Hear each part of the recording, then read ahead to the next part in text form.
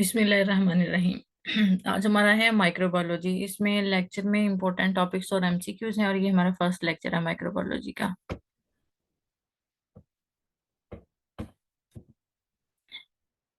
इसमें जो सबसे ज्यादा ज्यादा चीज इंपॉर्टेंट है माइक्रोबायोलॉजी को पढ़ने से भी पहले, वो है इसकी क्लासिफिकेशन। जब तक आप लोगों को क्लासिफिकेशन नहीं समझ आएगी, बहुत सारे एमसीक्यूज, बहुत सारी चीजें वैसे ही नहीं आती।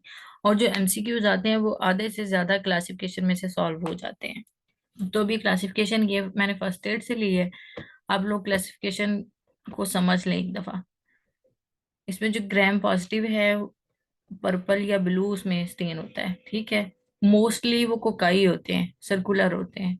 और फिर इन कोकाई को हमने नेक्स्ट आगे देखना है कि ये किस क्लास में जाते हैं, कि इसकी आगे नेक्स्ट कौन सी क्लास है। हम इसमें कैटालेज टेस्ट करते हैं। एक टेस्ट है उसमें कैटालेज मतलब एक मीडियम है, उसमें कैटालाइज एंजाइम है। उसमें हमने जो भी हमारा था कि इसमें देखना है कौन सा बैक्टीरिया उस फ्लूइड को या उस मीडियम में ऐड करेंगे। फिर हम देखेंगे कि कैटालाइज के साथ कौन सा रिएक्शन शो होता है। पहला है कि कैटालाइज पॉजिटिव, फिर कैटालाइज नेगेटिव है। जो है कैटालाइज पॉजिटिव में आगे स्टेफाइलोकोकस यानी कि क्लस्टर शेप्ड हैं, ये कैटालाइज पॉजिटिव होते हैं। फिर स्टेफाइलोकोकस के नेक्स्ट हमने इसको क्लासिफिकेशन के लिए हम टेस्ट करते हैं कोगुलेज। तो कोगुलेज में कोगुलेज पॉजिटिव और कोगुलेज नेगेटिव। जो कोगुलेज पॉजिटिव है स्टेफिलोकोकस ऑरियस है, ठीक है। और स्टेफिलोकोकस ऑरियस का एक और फीचर ये है कि ये बीटा हिमोलिटिक बैक्टीरिया है, मतलब ये कंप्लीट लाइसिस ऑफ आरबीसीज कर देता है। ये इसका एक एडिशनल फीचर जो आपने याद रखना है, क्योंकि बाकी जो बीटा हिमोलिटिक बैक्टीरिया है वो और हैं, लेकिन उसके साथ ये भी एक बीटा हिमोलिटिक बैक्टीरिया है, स्टेफिलोकोकस ऑरियस। उसके बाद कोगुलेज पॉजिटिव स्टेफिलोकोकस ऑरियस है, और जो कोगुलेज नेगेटिव है वो दो हैं, स्टेफिलोकोकस सेप्रोफिटिकस एंड स्टेफाइलोकोकस एपिडर्माइडस। तो इन दोनों को भी आपस में डिफरेंशिएट करने के लिए नोवो बायोसिन सेंसिटिविटी टेस्ट करते हैं हम। तो जो नोवो बायोसिन सेंसिटिव है वो स्टेफिलोकोकस एपिडर्माइडस, और जो रेजिस्टेंट है वो स्टेफिलोकोकस एपिडर्माइडस है।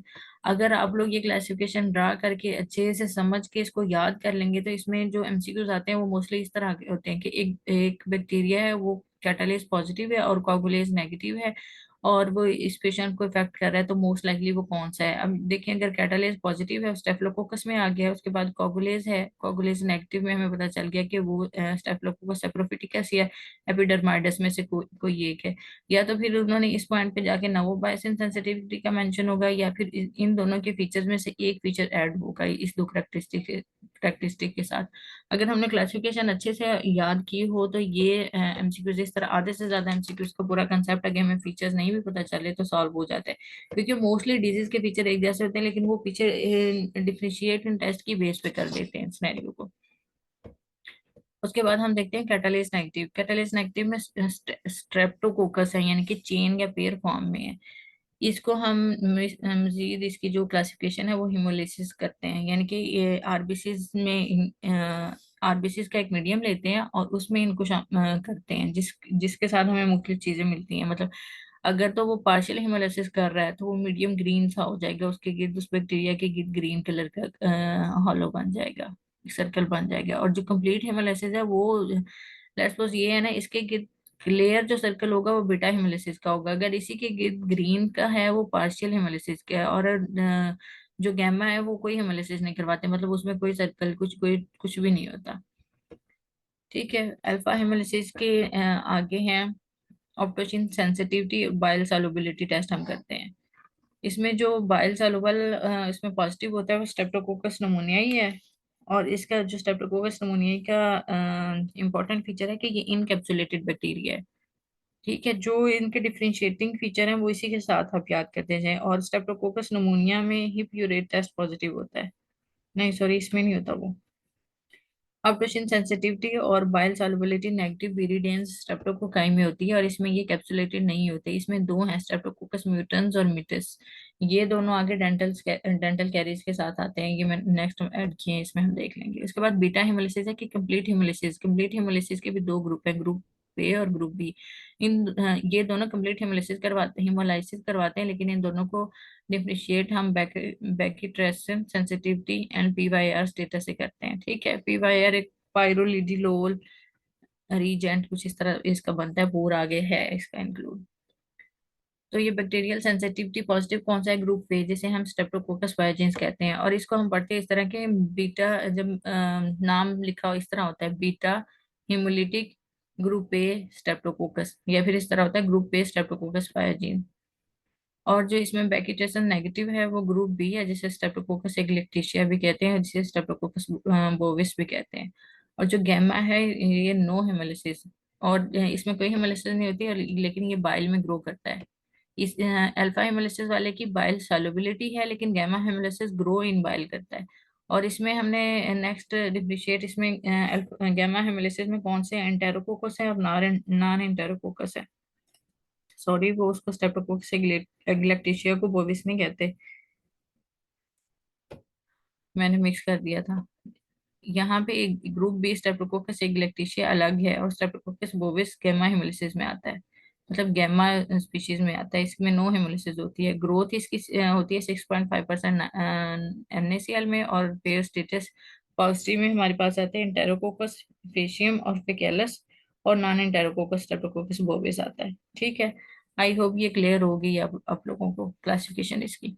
इसके मेरे पढ़ाने से ज्यादा ये है कि आप लोग इसको ज्यादा अच्छे से कैसे समझते हैं, पढ़ते हैं। पहले तो ये याद करें कि कैटलिस्ट पॉजिटिव कौन से हैं सारे इसमें, मतलब कैटलिस्ट पॉजिटिव में ये सारे आ जाएंगे। फिर उसके बाद आपने देखना है कि इसमें वो जो सारे याद किए उसमें से कोगुलेज नेगेटिव कौन सा है, उसमें तो कोगुलेज नेगेटिव ये दो हैं, फिर पीछे पॉजिटिव स्टेप्टोकोकस, सॉरी इस बात किया। इसी तरह कैटलिस्ट नेगेटिव में स्टेप्टोकोकस की ये सारे streptococcus bacteria, group A, group B, non enterococcus streptococcus pneumoniae, ये स्ट्रेप्टोकोकस में है। नेक्स्ट फिर हिमोलिसिस की बेस पे जब हम इसको डिफरेंशिएट करते हैं तो ये करना है। इसमें से जो मोस्ट इंपॉर्टेंट है ये दोनों है, ग्रुप ए और ग्रुप बी, और स्ट्रेप्टोकोकस नमूनिया ज्यादा सबसे ज्यादा इंपॉर्टेंट है। और ब्रांचिंग फिलामेंट में एरोबिक्स भी है, एनारोबिक्स भी है, मतलब जो ब्रांच या फंगस लाइक होते हैं वो दो ही हैं, नोकार्डिया और एक्टिनोमाइसिस। और नोकार्डिया का जो है मेन फीचर, वो एसिड फास्ट, जैसे ट्यूबरकुलोसिस, माइकोबैक्टीरियम ट्यूबरकुलोसिस जैसे एसिड फास्ट पॉजिटिव होता है ना, वैसे ही नोकार्डिया एसिड फास्ट पॉजिटिव होता है, लेकिन एक्टिनोमाइसिस नहीं होता।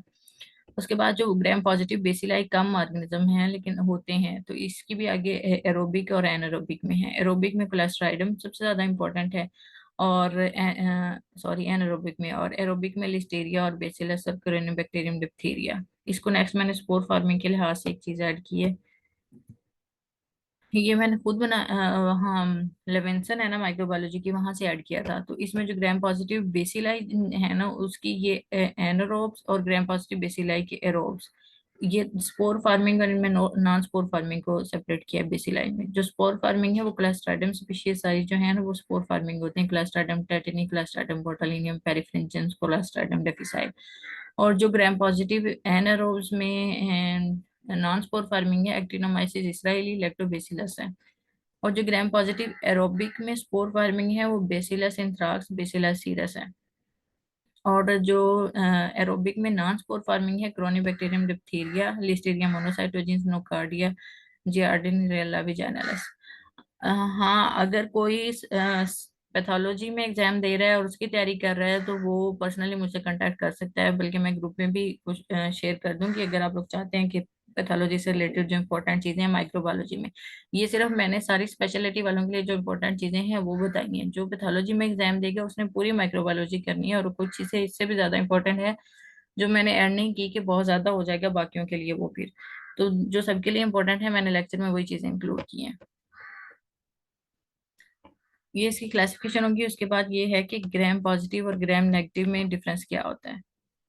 तो जो ग्राम पॉजिटिव है इसकी सेल मेम्ब्रेन देखें, दोनों की सेल मेम्ब्रेन सेम है, और जो सेल वॉल है वो पेप्टाइडोग्लाइकेन से बनी हुई होती है। लेकिन ग्राम नेगेटिव में डिफरेंस ये आता है कि ग्राम नेगेटिव में पेरिप्लाज्मिक स्पेस जो होती है ना वो ज्यादा होती है ग्राम नेगेटिव में। ग्राम पॉजिटिव में ये देखेंगे ये पेरिप्लाज्मिक स्पेस है जहाँ एरो शो हो रहा है, ये ग्राम पॉजिटिव में बिल्कुल कम है, और यहाँ पे ये वाली स्पेस ज्यादा है,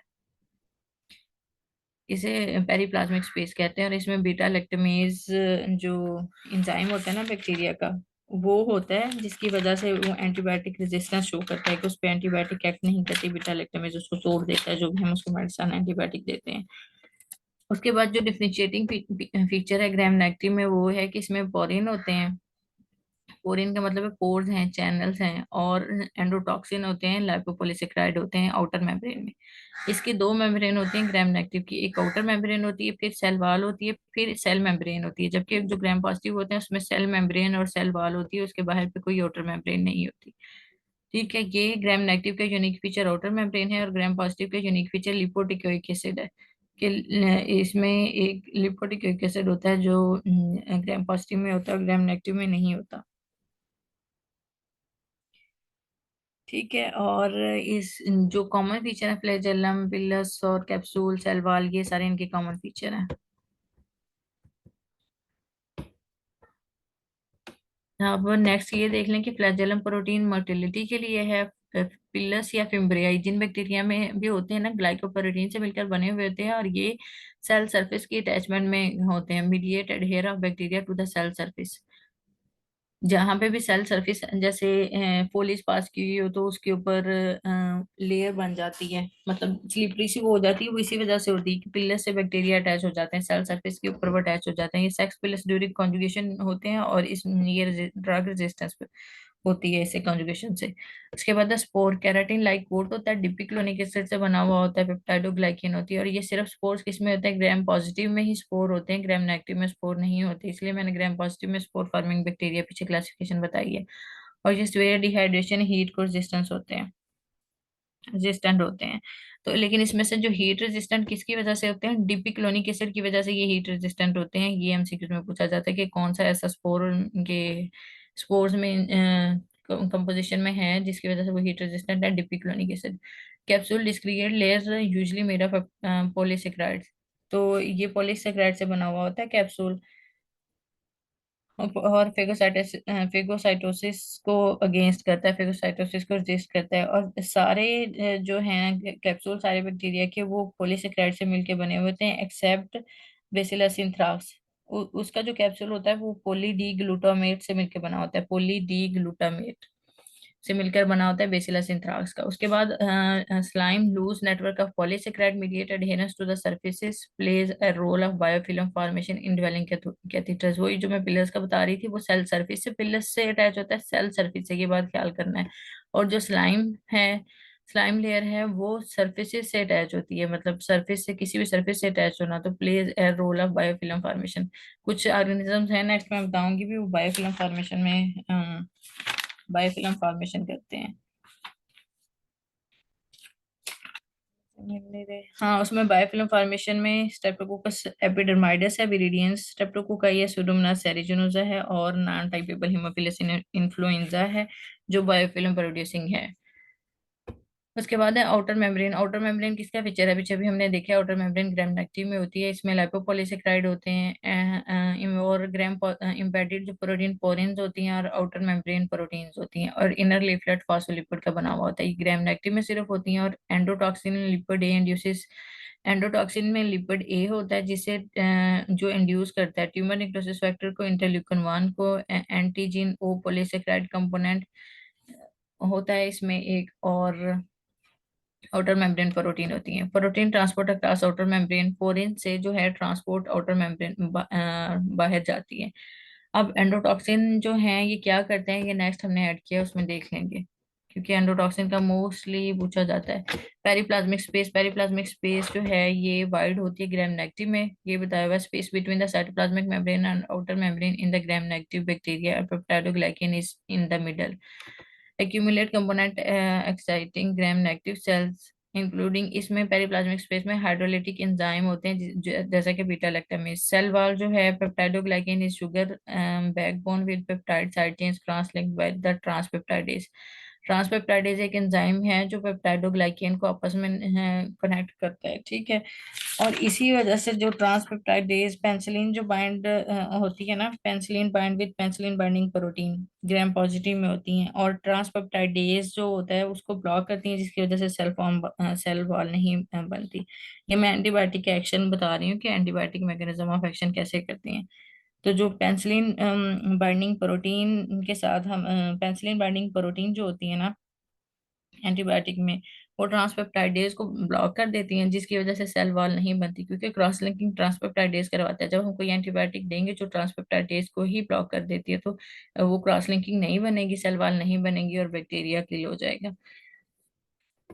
उसके बाद है cytoplasmic membrane. Cytoplasmic membrane phospholipid bilayer sac with embedded protein, penicillin binding protein, ये देखिए सेल मेम्ब्रेन में है ये, जिसका मैं भी जिक्र करी थी। Other enzyme lipoteichoic acid gram positive only extend from membrane to exterior. ये लिपोटिकोइक एसिड ग्राम पॉजिटिव में होता है, पीओ से पीओ पॉजिटिव। लिपोटिकोइक एसिड जो ग्राम नेगेटिव में है, टीएनएफ और इंटरल्यूकन 1 जो इंड्यूस होता है वो लिपिड ए से होता है, और जो ग्राम पॉजिटिव में टीएनएफ अल्फा और इंटरल्यूकन 1 इंड्यूस होता है वो लिपोटिकोइक एसिड से होता है। ये डिफरेंस आपने ख्याल करना है, वो क्योंकि वो एमसीक्यू में पूछ लेते हैं ग्राम पॉजिटिव में कौन सी चीज ट्यूमर नेक्रोसिस फैक्टर इंटरल्यूकन 1 या साइटोकाइंस को इंड्यूस करती है, तो वो लिपोटिकोइक एसिड है, और ग्राम नेगेटिव अगर कुछ है तो उसमें लिपिड ए है। इसके बाद है इनकैप्सुलेटेड बैक्टीरिया। इसका मोस्टली सवाल पूछा जाता है। इनकैप्सुलेटेड बैक्टीरिया में सबसे ज्यादा इंपॉर्टेंट शीन वाले हैं, स्ट्रेप्टोकोकस निमोनिया, हिमोफिलस इन्फ्लुएंजा, नाइजेरियम निजिटाइडस। ठीक है, ये सबसे ज्यादा इंपॉर्टेंट है कि प्लीज शीन माइस्काइस, शाइन माइस्काइस, सॉरी, शीन या इसको शाइन जो भी पढ़ लें, मैंने तो इसको शीन से याद किया कि SHIN शीन, जो तीन इंपॉर्टेंट है, स्ट्रेप्टोकोकस निमोनिया, हिमोफिलस इन्फ्लुएंजा और नाइजेरियम निजिटाइडस। और ये क्या इनका क्या होता है, ये कैप्सुलर पॉलीसेकेराइड है, और ये इनका दूसरा एक जो फंक्शन यूज होता है, प्रोटीन के साथ हम इनको कंजुगेट करके वैक्सीन बनाते हैं। इसका कैप्सूल लेके ना, कैप्सुलर पॉलीसेकेराइड और इसके साथ protein conjugate can serve as antigen in vaccine. Vaccine में हम इसको ऐड कर देते हैं। अब polysaccharide antigen alone can not be produce T cell. अगर हमने सिर्फ पॉलीसेकेराइड को दे दिया है ना, तो उसके अगेंस्ट, उस एंटीजन के अगेंस्ट टी सेल्स नहीं बनेंगे। जो इम्यूनोजेनिसिटी इनहांस्ड होती है ना, वो हम कॉन्जुगेट करते हैं कैप्सूल एंटीजन के साथ वैक्सीन बनाते हुए। और इसमें जो कैप्सूल होता है ना, वो एंटी फेगोसिटिक विरुलेंस फैक्टर है, जिसकी वजह से फेगोसाइटोसिस नहीं होती। और फेगोसाइटोसिस कहाँ होनी होती है, बैक्टीरिया कहाँ क्लियर होते हैं, एप्सोनाइजेशन कहाँ होती है, स्प्लीन में होती है इनकैप्सुलेटेड बैक्टीरिया की, और opsonized and then cleared by spleen.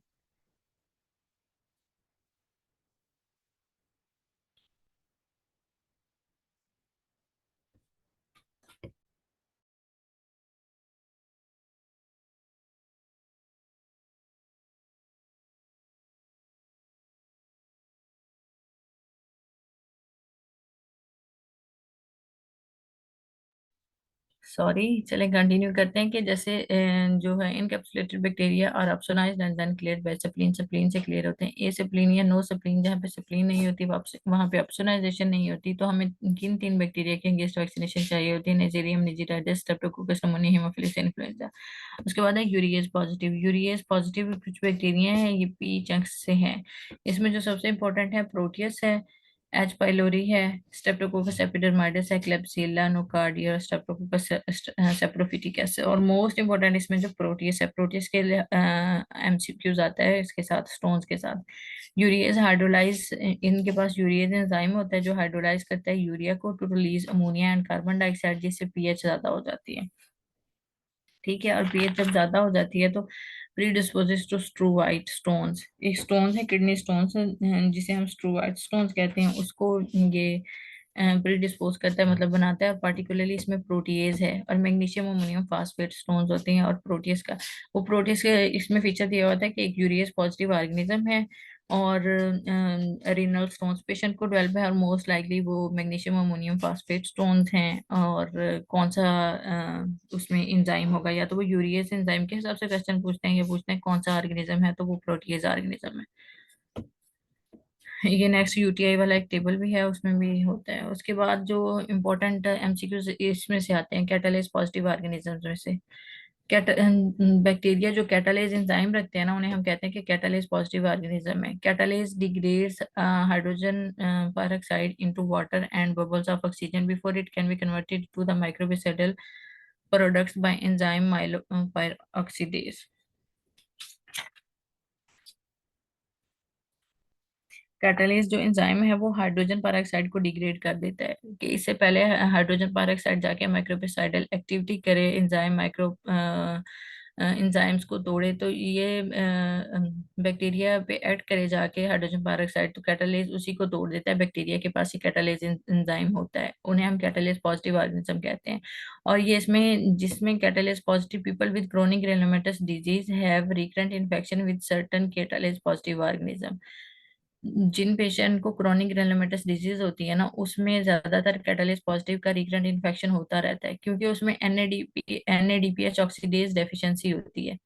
एक एंजाइम है एनएडीपीएच ऑक्सीडेज, उसकी डेफिशिएंसी होती है। मजीद जो क्रोनिक ग्रेनुलोमेटस डिजीज है ना, वो हम जनरल पैथोलॉजी में इसका पूरा मैकेनिज्म हम देख लेंगे। अभी सिर्फ यही है कि क्रोनिक ग्रेनुलोमेटस डिजीज का सिनेरियो आया हुआ होता है, और उसमें उन्होंने मोस्टली कहा हुआ होता है कि कौन सा ऑर्गेनिज्म होता है, या फिर कैटालिस पॉजिटिव मेंशन होता है और उन्होंने इसकी डायग्नोसिस पूछी होती है, तो वो सारे उन डिजीज में से क्रोनिक ग्रेनुलोमेटस डिजीज उसकी डायग्नोसिस बनती है कि कैटालिस पॉजिटिव जो है वहां पे कैटालिस डिग्रेड करता है। और जब ये एनएडीपीएच ऑक्सीडेज की डेफिशिएंसी होती है तो ये डिग्रेडेशन नहीं हो रही होती।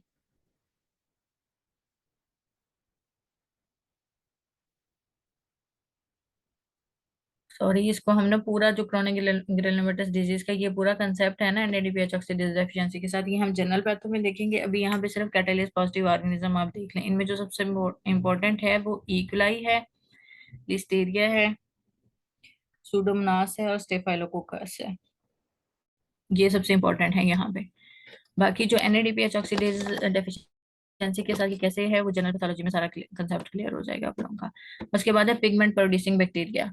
ये आप लोगों ने याद करने, चार पांच हैं, क्योंकि ये मोस्टली एक ही फीचर दिया हुआ होता है, जैसे एक्टिनोमाइसिस इसराइली, ये येलो सल्फर ग्रेन्यूल्स। ये बात याद रखनी है कि स्नेरियो में जहाँ पे ग्रेन्यूल्स होगा येलो, क्योंकि येलो ग्रेन्यूल्स, येलो का वर्ड एक आता है स्टेफिलोकोकस ऑरियस में, दूसरा एक्टिनोमाइसिस इसराइली में। लेकिन हमने डिफरेंस यहाँ से करना होता है कि जो एक्टिनोमाइसिस है उसमें ग्रेन्यूल्स होते हैं, और स्टेफिलोकोकस ऑरियस में येलो पिगमेंट्स होंगे या फिर येलो कॉलोनीज होंगी।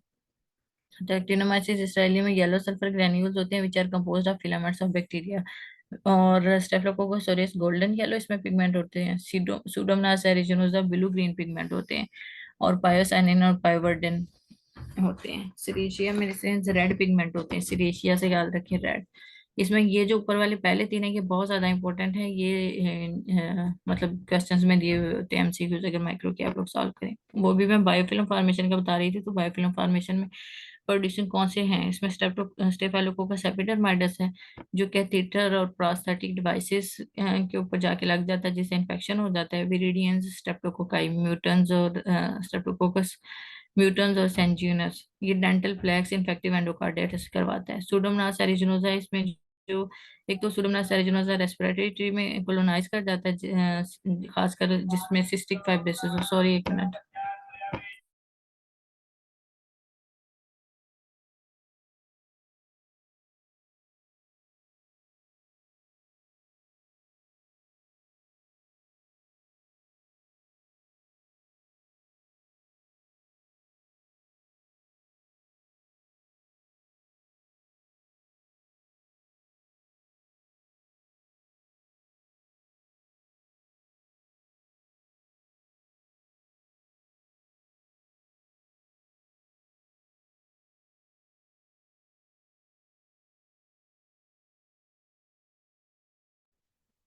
चले हम कंटिन्यू करते हैं। यहाँ पे थे कि सूडोमोनास एरिजिनोसा ये कोलोनाइज करता है खासकर सिस्टिक फाइब्रोसिस के पेशेंट में, क्योंकि वहाँ पे थिक म्यूकस होता है ना, और वो म्यूकस बाहर भी नहीं आ रहा होता, तो इसलिए इसमें कोलोनाइज कर जाता है Pseudomonas एरिजिनोसा।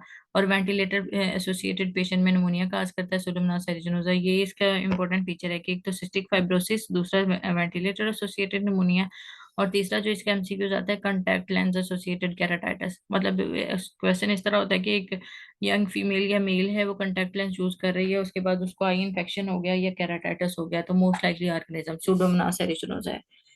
Non typeable encapsulated haemophilus influenzae otitis media इसी वजह से करवाता है, बायोफिल्म फॉर्मेशन की वजह से। एमसीक्यू सारे मुझे लगता है आगे चले गए हैं, सारे टॉपिक्स आ गए हैं यहाँ पे, हालांकि मैंने एमसीक्यूज ऐड किए थे, वो तरतीब थोड़ी चेंज होगी। चलें अब हम ऐसे ही करते जाते हैं, एमसीक्यूज फिर सारे इकट्ठे देखते जाएंगे।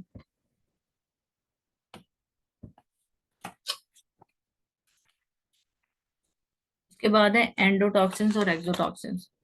जो एक्सोटॉक्सिन है वो दोनों ग्राम पॉजिटिव और ग्राम बैक्टीरिया पॉजिटिव और ग्राम नेगेटिव दोनों बैक्टीरिया में होते हैं, जबकि जो एंडोटॉक्सिन है वो सिर्फ outer cell membrane of gram negative bacteria में होते हैं। और जो एक्सोटॉक्सिन है वो सिक्रेटेड फ्रॉम सेल, यानी कि सेल के अंदर से आते हैं, लेकिन एंडोटॉक्सिन सेल के अंदर से नहीं आते। इसमें होता ये है कि जैसे बैक्टीरिया है ना, उसके सेल के अंदर से, या वो अभी है जिंदा है वो, या इन्फेक्शन कर रहा है वो किल नहीं हुआ, तो वो उसमें से जो एक्सोटॉक्सिन सेल के अंदर से जो केमिकल्स आएंगे, सब्सटेंसेस आएंगे, जो भी चीज होगी वो एक्सोटॉक्सिन है। और अगर बैक्टीरिया किल हो गया है, उसके बाद वो अपने मरने के बाद कुछ उसके आउटर मेम्ब्रेन से चीजें रिलीज होती हैं, वो एंडोटॉक्सिन है। वो अंदर से नहीं आती, सेल के अंदर से नहीं आती, उसके आउटर सेल मेम्ब्रेन पे होती हैं, और वो अपना एक्शन शुरू कर देती हैं, यानी कि वो सेल के साथ ही होती हैं, एंडो मतलब सेल में होती हैं, और वो उसी सेल बैक्टीरियल सेल के साथ ही, पूरे सेल के साथ ही वो अपना काम स्टार्ट कर देती हैं। जबकि जो एक्सोटॉक्सिन है वो सब्सटेंसेस अपने अंदर से रिलीज करता है। और केमिस्ट्री में जो एक्सोटॉक्सिन है वो पॉलीपेप्टाइड है। इसमें lipid A component of lipopolysaccharide structural part of bacteria released when lysed. ये तब रिलीज होता है जो लिपिड है, जब ये बैक्टीरिया की लाइसिस हो जाती है।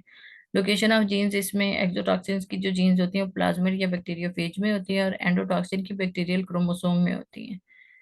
टॉक्सिसिटी, इसमें हाई टॉक्सिसिटी है एक्सोटॉक्सिन्स की, और इसमें लो टॉक्सिसिटी है। Fatal dose in on the order of hundreds of micrograms, यानी कि एंडोटॉक्सिन की बहुत ज्यादा अमाउंट हमें चाहिए होगी कोई भी टॉक्सिसिटी या डिजीज स्टार्ट करने के लिए। जबकि इसमें जो है 1 माइक्रोग्राम, मतलब बहुत थोड़ी अमाउंट भी एक्सोटॉक्सिन की बहुत बड़ा इन्फेक्शन कर देगी।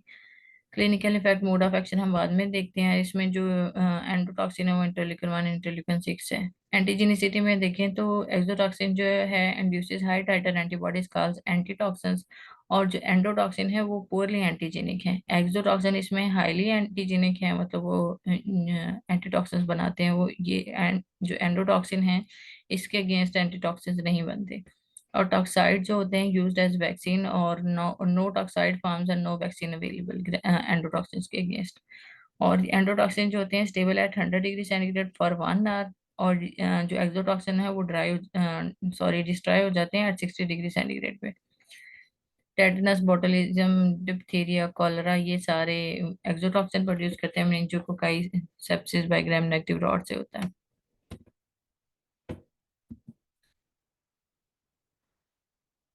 अभी मैकेनिज्म ही कर लेंगे, रुकिए, एमसीक्यूज कहाँ है? एमसीक्यूज काफी आगे चले गए हैं। चलेंगे, ये चीजें सारी देख लेते हैं, क्योंकि ये जनरल है, वो स्पीशीज बाद में बैक्टीरिया की स्पीशीज स्टार्ट होनी है। जो जनरल चीजें ज्यादा इंपॉर्टेंट हैं वो मैं पहले पढ़ा रही हूँ। इसमें जो टॉक्सिन्स हैं, एक्सो या एंडोटॉक्सिन्स, उसमें से जो इनके मैकेनिज्म हैं जो इम्पोर्टेंट है वो मैंने इंक्लूड करने की कोशिश की है, बाकी कुछ मैंने छोड़ भी दिए हैं। इसमें क्लस्ट्राइडियम टेटनी में जो है टॉक्सिन वो है टेटनोस्पाज्मिन, और ये करता क्या है? टेटनोस्पाज्मिन और बोtulinum टॉक्सिन दोनों, बोथ आर, ये दोनों चीजें प्रोटीजेज हैं that cleave snare soluble NSF attachment protein receptor, set of protein required for neurotransmitter leaves via vesicular formation.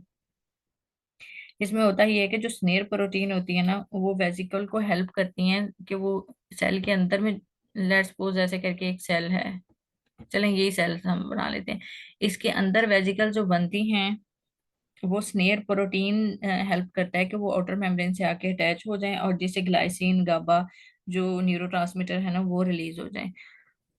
अब होता ये है कि इसमें जो स्नेर प्रोटीन है ना, वो ही क्लीव्स हो जाती हैं।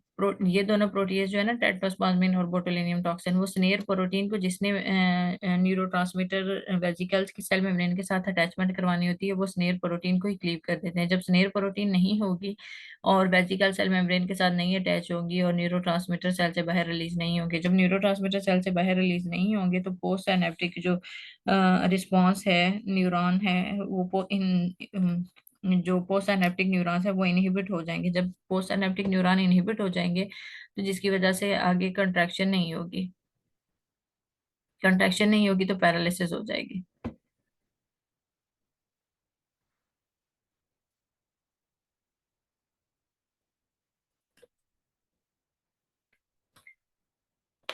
बल्कि ये इनहिबिट करते हैं पोस्ट सिनेप्टिक, गाबा क्या है? इनहिबिटर ही है ना। गाबा ने क्या करना होता है, इनहिबिशन करनी होती है ना। और जब मसल्स कंट्रैक्ट कर रहे होते हैं, इनहिबिशन से हम उसको रिलैक्स करते हैं। और इनहिबिटरी न्यूरोट्रांसमीटर गाबा और ग्लाइसिन है। तो ये जो स्नेयर प्रोटीन क्लीव होने की प्रोटीएज से स्नेयर प्रोटीन क्लीव होती है, उससे इनहिबिटरी न्यूरोट्रांसमीटर नहीं आते, गाबा और ग्लाइसिन नहीं आती। कंट्रैक्शन की इनहिबिशन होनी होती है, वो नहीं होती। जब कंट्रैक्शन की इनहिबिशन नहीं होती, तो इसलिए स्पास्टिसिटी हो जाती है, ट्रिस्मस लॉक जा हो जाता है, ऑस्टिटोनिस उसकी ऐसे कर्व शेप डेवलप हो जाती है पेशेंट के, यूं करके ऐसे पोस्चर आ जाता है पेशेंट का। तो आई होप ये क्लियर हो गया। मैं दोबारा, इसको थोड़ी कंफ्यूजन हो गई थी, दोबारा क्लियर कर देती हूँ कि टेटनोस्पाज्मिन प्रोटीएजेस हैं जो स्नेयर प्रोटीन को क्लीव कर देती हैं। और स्नेयर प्रोटीन नॉर्मली फंक्शन ये करती है कि ये सेल के अंदर जो न्यूरोट्रांसमीटर वाले वेसिकल है, उसको सेल मेम्ब्रेन के साथ अटैच करवा के उसकी सेल से बाहर रिलीज करवाती है साइनेप्टिक स्पेस में। और जब स्नेयर प्रोटीन ही नहीं है, तो अटैचमेंट नहीं होगी, और साइनेप्टिक क्लेफ्ट में इनहिबिटरी न्यूरोट्रांसमीटर नहीं आएंगे, आगे मसल्स की इनहिबिशन नहीं होगी, जिसकी वजह से कंटिन्यूसली कंट्रैक्शन रहेगी, और लॉकजा, स्पैस्टिक पैरालिसिस, राइसिस सार्डोनिकस और ऑस्टिटोनस उसमें पोस्चर आ जाएगा। और इसमें जो एक तो ये पूछा जाता है कि टेटनोस्पाज्मिन एक्शन कैसे करती है, स्नेयर प्रोटीन को क्लीव करके, और ये टॉक्सिन है। और दूसरा ये कि इसमें पूछा जाता है neurotransmitter from Renshaw cells in spinal cord. ये जो इनहिबिटरी न्यूरोट्रांसमीटर है, ये कहाँ पे होते हैं, रिंशा सेल इन स्पाइनल कार्ड में होते हैं। ये पॉइंट है इंपॉर्टेंट इसका। उसके बाद है क्लस्ट्रिडियम बोटुलिनम। बोटुलिनम का भी सेम ऐसे है, इसमें भी स्नेयर प्रोटीन, लेकिन इसमें ये है कि एसिटाइल कोलिन जो होता है ना, वो उसकी रिलीज नहीं होता। स्नेयर प्रोटीन नहीं आएगी, रिलीज ऑफ एसिटाइल कोलिन नहीं होगा, एक्ट ऑन मसल्स और मसल कंट्रैक्ट हो जाएंगे। बल्कि एसिटाइल कोलिन क्या है, इनहिबिटरी है या स्टिमुलेटरी है? बताएं मुझे। स्टिमुलेटरी में। स्टिमुलेटरी है ना। ऊपर वाले में इनहिबिटरी थे, गाबा और ग्लाइसिन। स्ट्राडियम बोटुलिनियम में जो इस इनके मैकेनिज्म ऑफ एक्शन में आता है, वो एसिटाइल कोलिन है।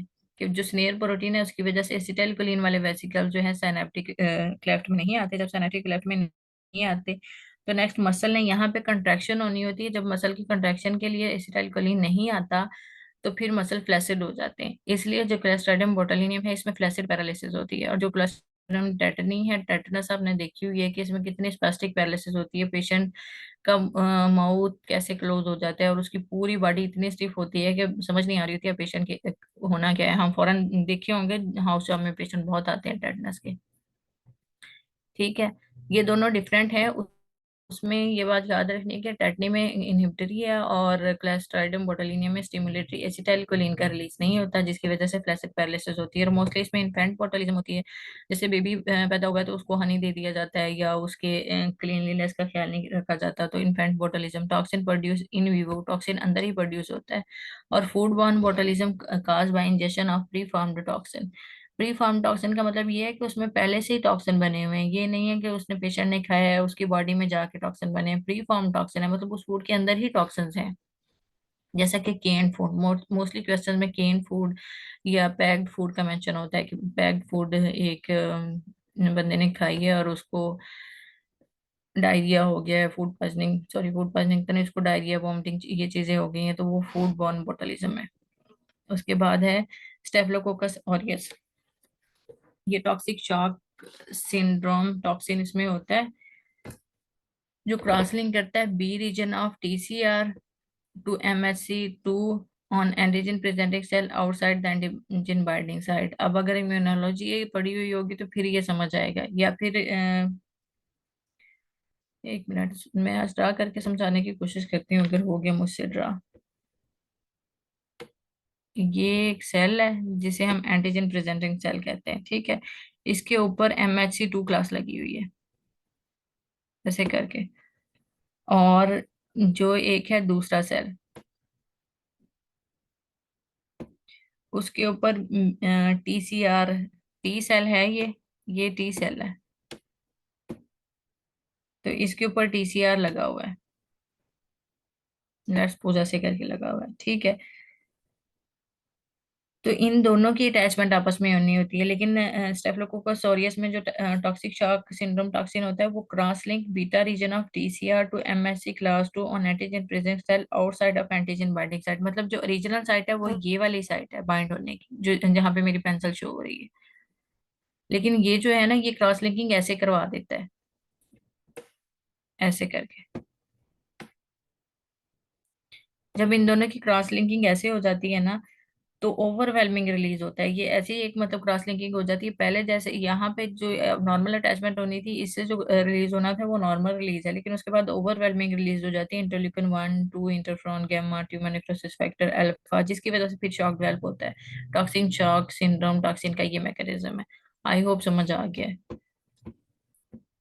मैंने कोशिश की है, लेकिन अगर ये antigen presenting cell MSC class 2 class 1 ये सारी चीजें इंशाल्लाह हम इम्यूनो में देखेंगे। अभी के लिए ये इतना है कि यहाँ पे इसने नॉर्मल अटैचमेंट होनी होती है, वो नहीं होती। ये एंटीजन प्रेजेंटिंग सेल है और ये टी सेल है जिसके ऊपर टीसीआर रिसेप्टर है, और ये एमएससी क्लास 2 है मैंने बनाई।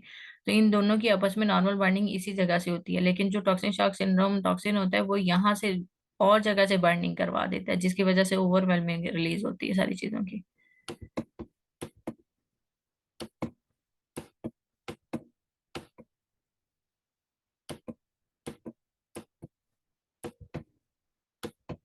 चलिए, नहीं जानना मुझसे। ठीक है, जब टॉक्सिक शॉक सिंड्रोम है फिर इसमें फीवर रैश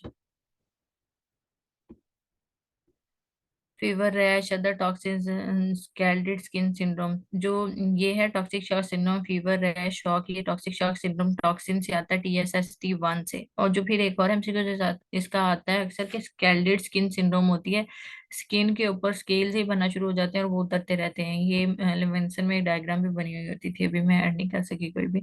स्कैल्डेड स्किन सिंड्रोम जो होती है वो एक्सफोलिएटिव टॉक्सिन की वजह से होती है, और इस ये भी फूड पॉइजनिंग करवाता है। मतलब एक तो ये शॉक करवाता है, स्कैल्डेड स्किन सिंड्रोम करवाता है, उसके बाद फूड पॉइजनिंग है। और फूड पॉइजनिंग इसमें हीट स्टेबल एंटेरोटॉक्सिन की वजह से होती है। मतलब जो टॉक्सिन्स होते हैं वो हीट स्टेबल होते हैं। अगर हम मतलब खाने में अगर एक दफा आ गए हैं एंटेरोटॉक्सिन स्टेफिलोकोकस ऑरियस के, हमने चाहे उसको गर्म भी कर लिया, जितना मर्जी गर्म कर लिया, लेकिन वो हीट स्टेबल है, मतलब वो वहीं पे रहेंगे और वो फूड पॉइजनिंग करवाएंगे। और जो स्ट्रेप्टोकोकस पाइजीन्स है इसमें रेथ्रोजेनिक टॉक्सिन ए है, एक्सोटॉक्सिन ए है। और ये भी toxic shock like syndrome fever rash, लेकिन इसमें फीचर ये स्कारलेट फीवर करवाता है। बस अब इसके बाद एमसीक्यूज आ जाएंगे, आप लोग भी बोर हो गए होंगे एमसीक्यूज के बगैर।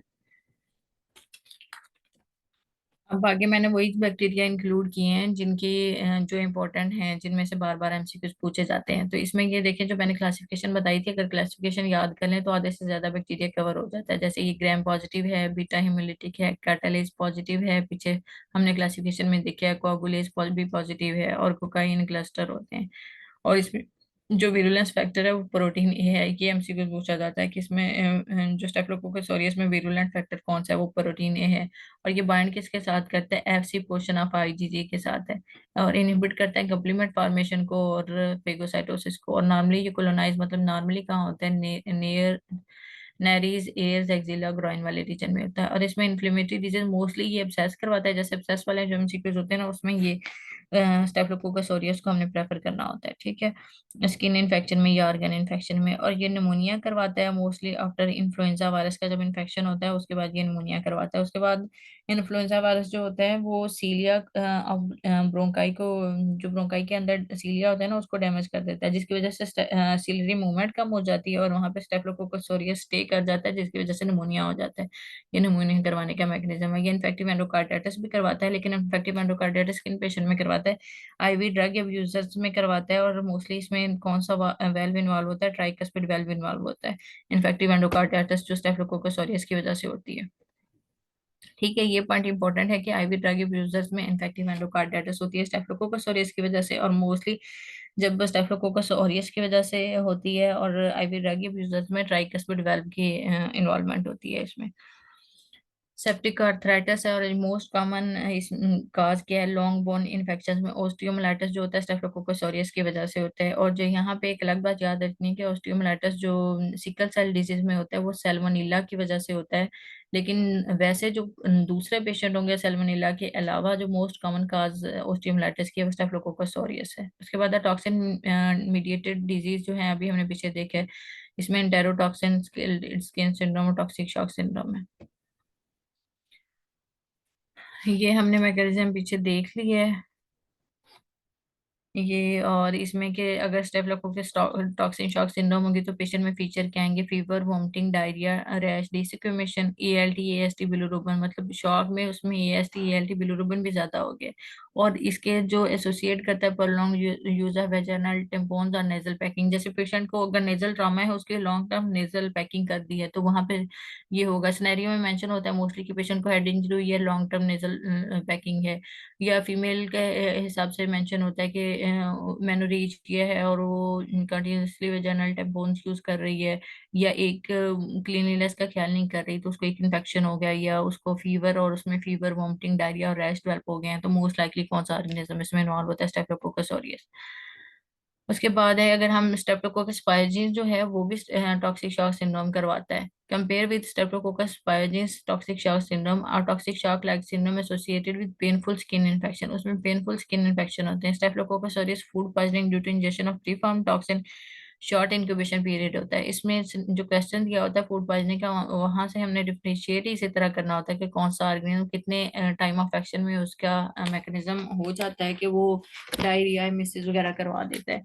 तो अगर शॉर्ट ड्यूरेशन है, जैसे मिडनाइट में उसने लिया है, सुबह को उसको फूड पॉइजनिंग हो गई है, तो ऑलमोस्ट 6 आवर बनते हैं, तो इसका मतलब है कि स्टेफिलोकोकस ऑरियस है। 2 to 6 आवर का अगर इंक्यूबेशन पीरियड है, तो ये स्टेफिलोकोकस ऑरियस की वजह से फूड पॉइजनिंग है और एंटेरोटॉक्सिन करवाता है ये भी पूछा जाता है कि कौन सा है। एक तो एंटेरोटॉक्सिन की वजह से फूड पॉइजनिंग होती है स्टेफिलोकोकस ऑरियस में, और हीट स्टेबल है, और इसमें टाइम पीरियड होता है 2 to 6 आवर का टाइम पीरियड होता है। और ये makes coagulase and toxins forms fibrin clot around itself. जो स्टेफिलोकोकस ऑरियस है ये कोगुलेज पॉजिटिव है ना, तो ये कोगुलेशन करवाता है और टॉक्सिन्स दोनों को इकट्ठा करके अपने गिर्द, लेट्स सपोज ये है, तो ये अपने गिर्द ऐसे एक बना लेता है, फाइब्रिन का क्लॉट बना लेता है, जिससे एब्सेस बन जाती है। मतलब यहाँ पे पस है ना, तो पस के इर्द गिर्द ये कोगुलेज टॉक्सिन्स को मिला के एक फाइब्रिन बना लेता है, जो आपस में वॉल ऑफ एब्सेस को, वॉल ऑफ पस को हम एब्सेस कहते हैं ना।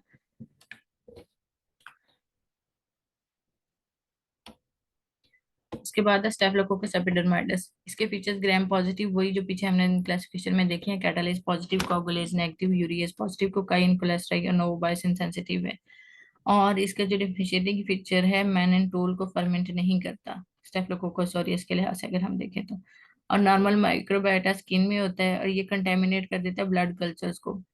और in fact prosthetic valve, hip implant, heart valve, IV catheters by producing adherent biofilm. Staphylococcus epidermidis biofilm करवाता है ना। मोस्टली एक क्वेश्चन इस तरह आता है कि एक पेशेंट है, वो हॉस्पिटल में एडमिशन है, लॉन्ग डेज उसका एडमिशन है, और उसको आईवी कैनोला पास हुआ हुआ है, उसे हमें इन्फेक्शन का सोर्स नहीं मिल रहा है, लेकिन उसको ना वो है, लेट्स सपोज उसको सीवियर है, लेकिन उसको बहुत हाई ग्रेड फीवर है, और हम उसको ठीक फ्लूइड्स दे रहे हैं, उसको एंटीबायोटिक दे रहे हैं, वो ठीक नहीं हो रहा।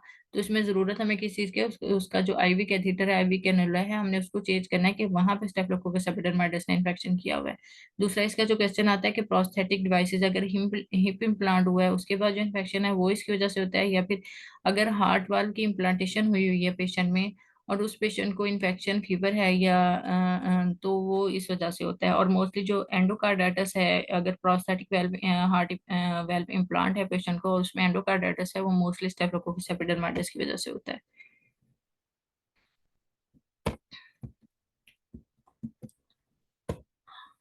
चलिए, अब मैंने फिर ये रफी के पॉइंट्स ऐसे ही ऐड कर लिए थे कुछ चीजें, जो ये बात आप लोगों ने मतलब एमसीक्यूज में बार बार पूछी जाती है, और ये जितनी बार पढ़े उतनी बार ही हम इसको मिक्सअप कर देते हैं।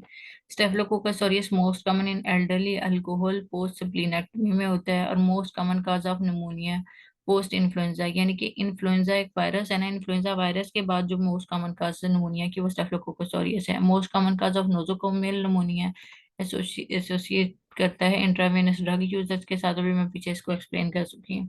अंडरलाइंग डिजीज लिकीमिया, लिम्फोमा और सिस्टिस फाइब्रोसिस। उसके बाद है most common organism causing peritonitis after bacterial surgery, abdominal surgery. जहां पे भी सर्जरी का जिक्र होगा, एब्डोमिनल सर्जरी है, जेनिटो यूरिनरी सर्जरी है, और उसके बाद पेशेंट को पेरिटोनाइटिस डेवलप हो गया, तो वहां पे बैक्टीरियाइड्स आएगा। उसके बाद स्पॉन्टेनियस बैक्टीरियल पेरिटोनाइटिस और ओनली पेरिटोनाइटिस का सिनेरियो है, तो वो ई coli इन्फेक्शन करता है। पायोजेनिक पेरिटोनाइटिस और एनी सर्जरी एंड मैनिपुलेशन। सिर्फ पेरिटोनाइटिस है तो ई coli है, पायोजेनिक है या फिर सर्जरी या कोई भी मैनिपुलेशन की है तो बैक्टीरियाइड्स है। उसके बाद है परप्यूरल सेप्सिस, जो पेशेंट को डिलीवरी की हिस्ट्री होती है, उसके बाद उसको फीवर है, शॉक है, पेशेंट हाइपरटेंशन में जा रहा है, उसको कंटिन्यूसली सेप्सिस है, हार्ट रेट उसका ज्यादा है। तो उसमें कौन से बैक्टीरिया हैं? सबसे कॉमन जो है ग्रुप बी स्ट्रेप्टोकोकाई है, और उसके बाद फिर बैक्टीरियाइड्स है। अगर ई coli आएगा तो ई coli इसके मिड में आ जाएगा। ई coli मिड में आएगा या एंड में आएगा परप्यूरल सेप्सिस में? बताएं।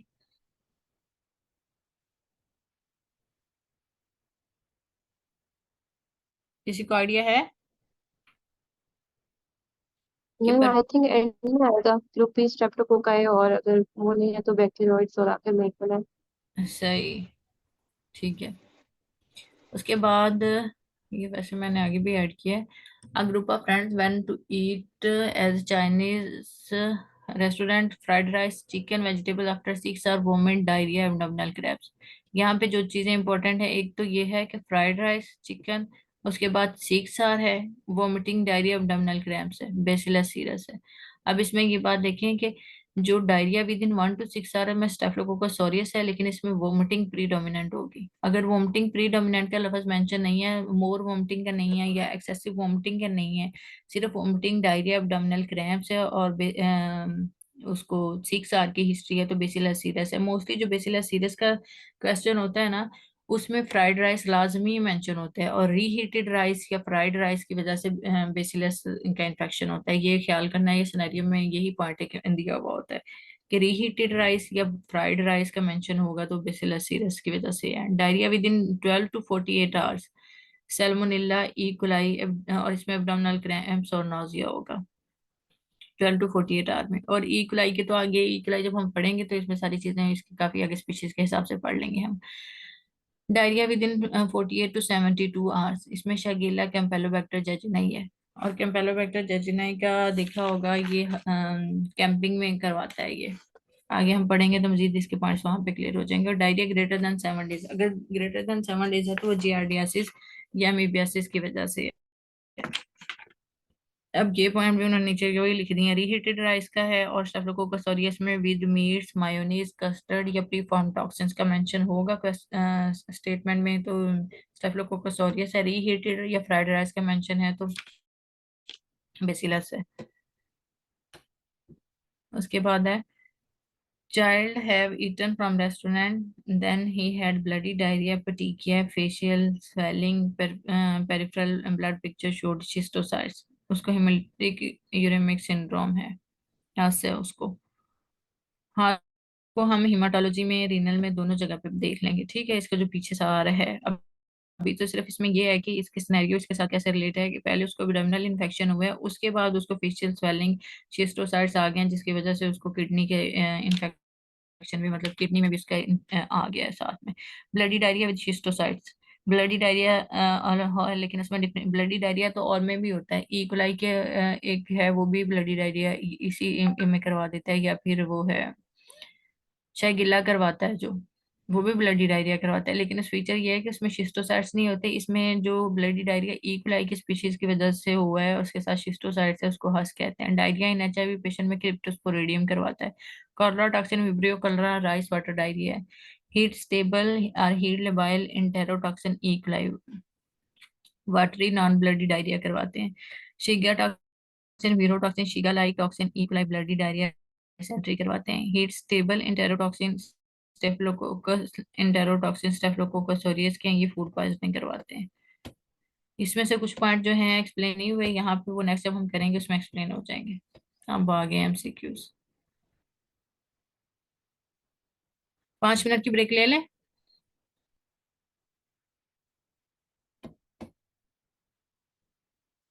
जी सही है। चलें, आप लोग भी पानी पी लें ताकि सारी चीजें मिक्सअप ही ना हो जाए। 5 मिनट में आते हैं फिर।